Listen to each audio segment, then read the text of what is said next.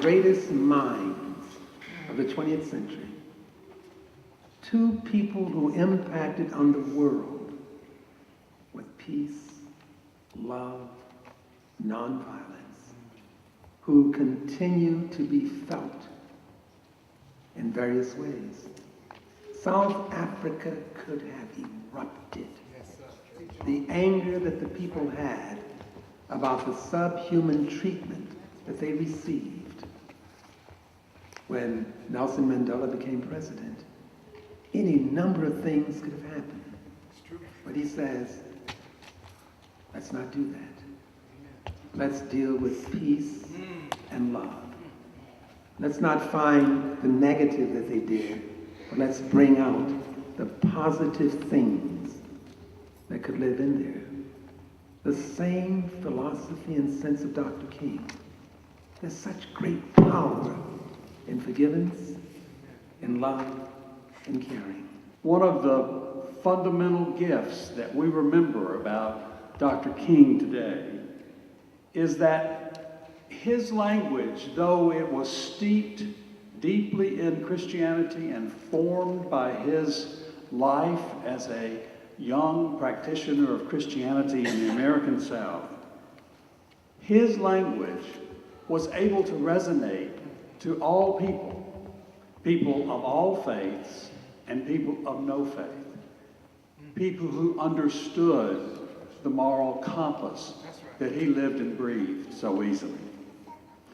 In thinking about that today in light of this service and its coincidence of occurring in our season after the Epiphany, I remembered just one of so many quotes, some that you'll hear today from Dr. King, which speak to why we still remember and honor him today.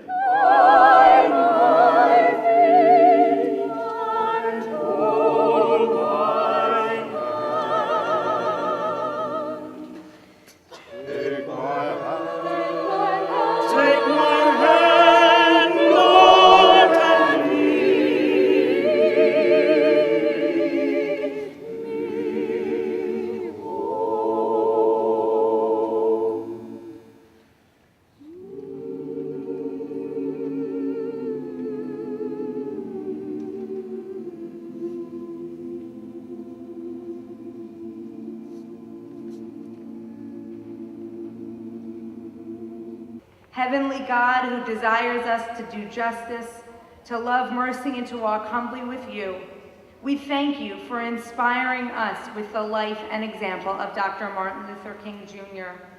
Grant us the wisdom to truly understand that all of humanity is created equally in your image, so that an injustice anywhere is a threat to justice everywhere. Open our hearts to stand with the oppressed and persecuted around the world, just as Dr. King fought for Jews chained by the shackles of the former Soviet Union and spoke out for the legitimacy of the State of Israel. And so I stand here today to represent and honor the legacy of a Jewish community that prayed with its feet as it walked with Dr. King, an African American in pursuit of civil rights. Help us to feel the reassurance of your presence, O God, as we continue forward. Today, we are here to celebrate an event of a great man in history who sacrificed all what he had for peace, who sacrificed a lot for justice. And this, it is something needed for all mankind. Everybody needs peace. Without peace and security and justice, life is worthless. So because of that, we are united. Because of that, we love one another. Because of that, we live in peace without any discrimination. During the civil rights movement, they weren't here. Won't let nobody turn me around. We won't let nobody turn us around. Back.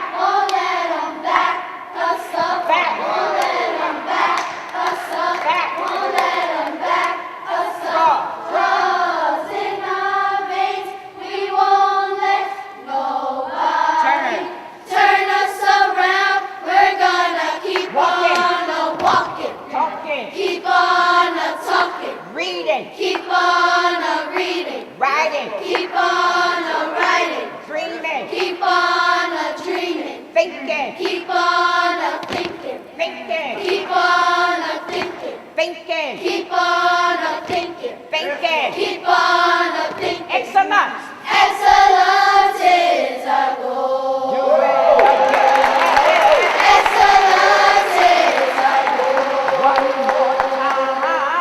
Excellence is our goal. The last time. Excellence is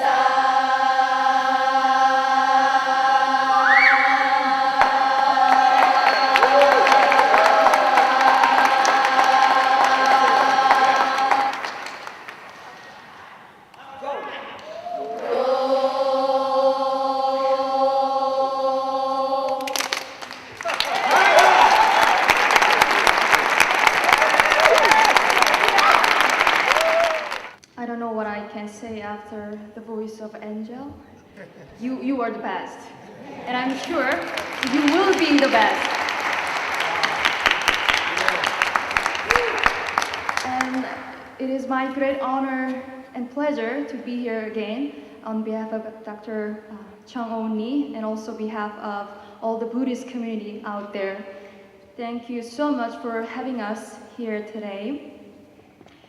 So we're here together to celebrate Dr. Martin Luther King Jr. and we want to keep Dr. King's dream and legacy alive so that we can build better future all together. This year, the celebration of Dr. King's life pays a special emphasis on inspiring and educating youth to choose nonviolence. And this practice of nonviolence is one of the key teachings of Buddhism. And actually, I believe this is not only for certain religious practice, it's universal. To be among so many of our young children. And we must teach them, we must tell them that our investment is in them. All because I see myself in their faces. So I encourage us, let's keep the movement moving. Let's keep climbing Jacob's ladder.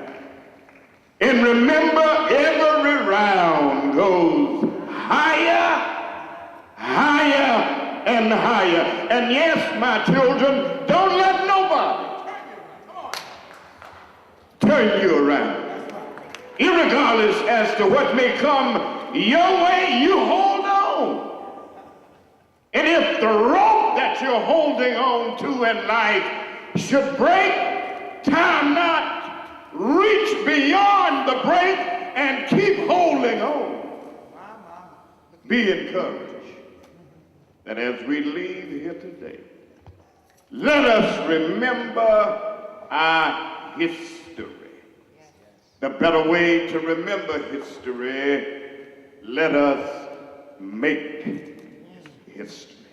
I won't go back, I can't go back to the way it used to be before your presence came and changed me.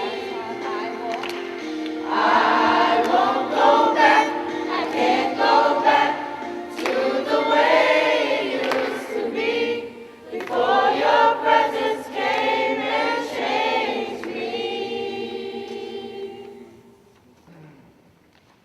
So how do we create a system where we stop cooperating with the belief that to be brave, to have new ideas means risking death?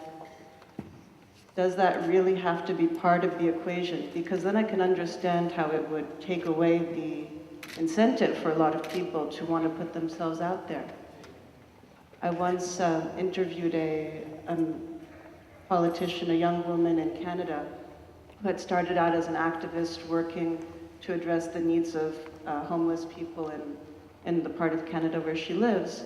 And she said she went into politics because she wanted to be a different kind of activist. And yet she understood day after day in per parliamentary situation, how difficult it is to keep your integrity, to keep your faith in an environment that's always operating with very twisted values.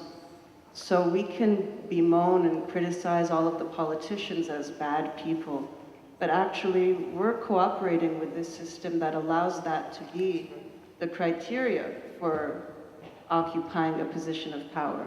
Good afternoon. Oh, no, no, no, no. What's going to happen now is as we come to the end of our session for today and our celebration for today, we're going to bring this energy all the way back up. And we're going to ride it all the way out and keep it with us. So when I say good afternoon, please come back with me. Good afternoon. Good afternoon. Thank you kindly. And I was sitting just over on the side, and every time that I get an opportunity to come and to speak at this celebration, at some point during the celebration, everything in me gets lifted up. And then sometimes I might have some thoughts that are down a little bit, but I know that there's a choir with little children in it. That's right. That no matter what I'm doing or thinking or feeling, I'm gonna get lifted right back up. And so for that, I want to give our babies another round of applause. Every singing group that came today and gave us your energy, thank you so much. The next thing that brought me and gave me so much good energy today was a word that I got from a dear mentor, dear family member, reminded me of the energy that I carry standing up here. You see, I carry the energy of our ancestors with me.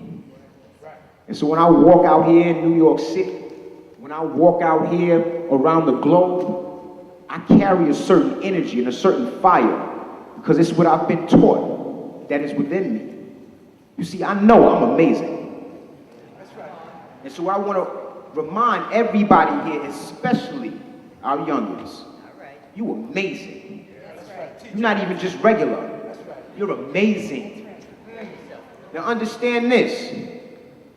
Dr. King was amazing. Excuse me, is amazing. Because we are here to celebrate what is still continuing and going on. Mandela is amazing. Yes. And when I look at these people and I feel their energy and I say to myself, wow, that was amazing. I want some of that. I want some of that. And so my message today is for everybody to take a look at yourself and ask yourself, what is your amazing? We must continue to stay on the sacred path of life. God, who is the beginning and the end of all things, that Dr. Martin Luther King talked about, voice in all his speeches, the beginning and end of all things. I say to the children in the voice of Dr. Martin Luther King, continue to love each other. Continue to love everyone